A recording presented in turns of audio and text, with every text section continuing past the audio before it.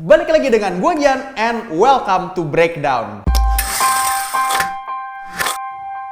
Di dalam Breakdown ini gue akan membahas seputar film yang ada di rumah dulu nih, di Netflix. Dan sekarang gue mau bahas film yang berjudul Extraction.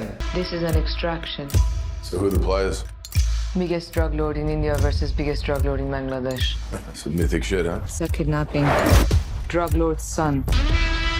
Clock's running at 16 hours. Proof of life as of 6 hours ago. Sometimes I do other things. Ini adalah spoiler konten. Dan di dalam film ini bercerita tentang seorang mercenaries ex-military yaitu Taylor yang memang ditugaskan untuk mengekstrak atau menyelamatkan anak dari drug dealer lord di Bangladesh. Namun situasi menjadi runyam karena memang ada pihak yang tidak menepati janji dan ternyata ini adalah sebuah jebakan.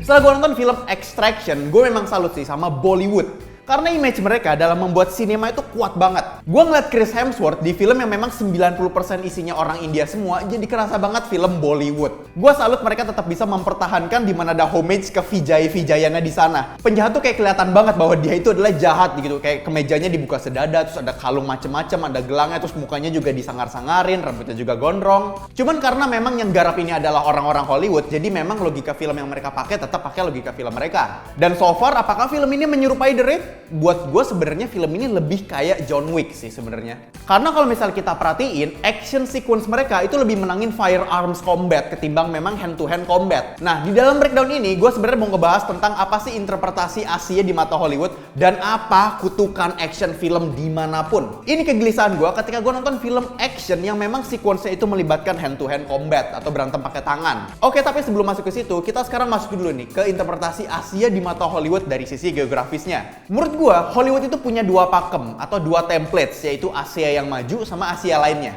Lu kalau misal perhatiin untuk Asia maju kayak China sama Jepang, itu interpretasi geografis yang dibikin tuh tetap sama aja seperti aslinya. Warna langit tetap biru, nggak terlalu vibrant, orang-orangnya tetap seperti itu, masih cukup civilized. Namun kalau misal Hollywood nih, ngegarap Asia lainnya kayak Arab, Thailand, Indonesia, India, itu pakem mereka pasti dibikin kuning banget, panas bet panas, terus minyakan semua, lusuh banget. Pokoknya kesannya negara di selain Jepang dan Cina tuh negaranya tuh chaos banget. Hidup negara berkembang. Nah, apa kutukan dalam film action yang memang melibatkan sequence pakai hand to hand combat? Kutukannya tuh ada di tema besar kondisi yang mereka ambil sebagai tema film, guys. Gua nggak tahu nih siapa yang mulai, tapi mungkin The Raid. Namun kenapa film yang mau banyak action sequence menggunakan brawl itu malah menggunakan background di mana semua orang tuh malah punya senjata api, guys? Karena justru kutukannya di situ. Fungsional senjata api dan bagaimana cara lo menggunakan dalam kondisi bertempur. Ini sekarang lu bayangin aja situasinya, lu tuh bawa senjata, di depan lu tuh ada Sub-Zero lagi ngeroyokin teman-teman lu. Apa yang lu lakukan? Lu kan secara logika bakal ambil jarak aman dan tembak kan? Apalagi lawan lu Sub-Zero gitu.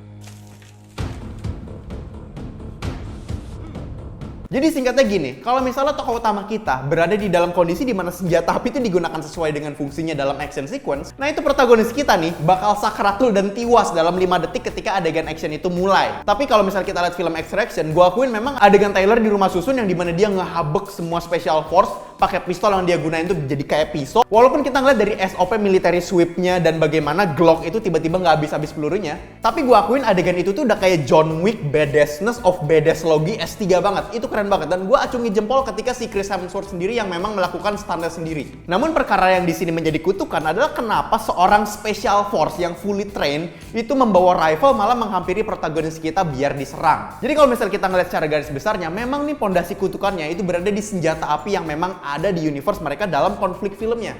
Makanya kalau misalnya lo perhatiin, film ini kan banyak menggunakan senjata api, tapi pas Taylor berada di satu ruangan, tiba-tiba antara nggak tahu musuh ada ke ide apa, nyerang pakai golok semua, atau misalnya senjata api mereka malah digunakan seperti melee weapon. Tapi masalahnya ini nggak terjadi di film Extraction aja, guys. Ini bahkan terjadi dalam filmnya John Wick, di mana musuh yang bawa pistol malah nyodorin pistolnya ke arah mukanya John Wick biar bisa di-disarm. Jadi secara naratif, kalau bisa, sebisa mungkin walaupun sebenarnya tampak mustahil dan jadi keluar dari logika, film tuh harus mengeluarkan fungsi utama senjata api. Lu pasti sering lihat tau-tau dibuat macet senjatanya pas tiba-tiba mau nembak tokoh utama. Dan atau yang paling sering kita temukan adalah pas ketika ngeker satu sama lain tiba-tiba klik, pelurunya habis dan langsung Mortal Kombat gitu. Nah, tapi sebenarnya ada yang membuat film ini terasa kurang maksimal menurut gue. Dari segala macam aspek fighting dan semua actionnya, terutama dalam perspektif untuk konflik itu yang mereka angkat menurut gue itu sangat belum maksimal. Gue akhirnya jadi merasa bahwa film Extraction itu adalah showcase dari filmmaker buat latihan adegan berat yang mereka siapkan untuk film selanjutnya. Karena menurut gue adegan rusun dan adegan car chase di dalam film itu buat gue tuh sangat keren sih. Entah kenapa story-nya tapi terlalu dasar. Gue nggak tahu kenapa, tapi Hollywood kalau misalnya mau ngambil action movie yang ada combat-nya dan berlatar belakang negara berkembang, kenapa mereka cuma bisa memikirkan latar belakang drug dealer lord melawan veteran special force yang memang di-hire? Itu concern utama gue dalam film ini. Karena buat gue pribadi, elemen cerita bagus yang bisa diangkat sebagai sosok protagonis sebenarnya ada di Saju loh. Bayangin aja, dia itu mantan special force, jadi double agent, dan dia tuh punya dilema antara menjadi killer atau menjadi seorang ayah yang menyayangi keluarganya. Lah ini karakter Saju kenapa bikin gue makin penasaran dan lebih bagus ya untuk dia menjadi sentral cerita gitu, ketimbang Tyler yang memang nothing tulus dan Chris Hemsworth. Jadi overall, kalau misalnya memang mau membuat adegan action di film yang semua orang tuh bawa senjata, make sure secara naratif itu bikin situasi di mana kedua belah pihak tuh udah nggak ada amunisi. Jangan tau-tau mereka jadi melee gitu ke tokoh utama. Ini makanya alasan kenapa The Raid tetap bisa diterima logikanya, karena kan memang ada elemen isolasi di situ. Dan elemen mereka terkurung itu kan membuat senjata itu jadi absen kan, walaupun sebenarnya benda itu ada di sepanjang film. Chris Hemsworth sebagai Taylor, David Harbour sebagai Gasper, Rudras Jaiswal sebagai Ovi, dan Randeo Huda sebagai Saju. Film Extraction disutradarai oleh Sam Hargrave. Dia ini adalah sutradara debut dan sebelumnya dia itu adalah stunt coordinator film MCU. Dia yang menjadi stunt coordinatornya Captain America, Endgame, Deadpool, pokoknya banyak dah. Produsernya, nah si Russo Brothers ini kayak semacam, dah lah lu cobalah direct, lu thank you banget loh, nih adegan film-film gue actionnya jadi keren nih gara-gara lu, sekarang lu coba direct, gitu. Untuk kasih lahir, gue rate film ini 6/10. Secara konflik menurut gue dapat. Isu tokoh utama pun tetap konsisten dari awal sampai akhir. Dan banyak emang isu human trafficking itu diangkat sama Hollywood ketika memang mereka menggambarkan negara berkembang. Tapi sebenarnya yang menurut gue krusial kurang serk di sini adalah terletak di topik naratif yang diangkat. Karena menurut gue tuh terlalu surface, terlalu dasar. Bayangin untuk film yang dimana filmmakernya itu, untuk cerita dan produsernya adalah The Russo Brothers. DOP-nya tuh DOP-nya Drive, yaitu Newton Thomas Sigel. Walaupun memang sutradara film ini debut, tapi gue berharap dari perspektif yang diangkat, kalau misalnya yang bikin adalah filmmaker sekaliber seperti ini, gue merasakan kayak expect lebih sih ketika dari segi cerita yang diangkat. Akhirnya setelah gue nonton film ini, gue jadi ngeliat banget bahwa ini kayaknya film cuman showcase mereka deh untuk film selanjutnya yang memang mau dia bikin. Oke, cukup sekian untuk review kali ini. Kalau misalkan kalian punya pendapat soal review gue, silahkan share pendapat kalian di kolom komentar bawah. Dan kalau misalnya lo suka sama konten breakdown, lo bisa klik tombol subscribe. Dan jangan lupa share video ini ke teman-teman lo yang emang suka nonton action film. Kita breakdown film selanjutnya bersama gue Gian. Dadah!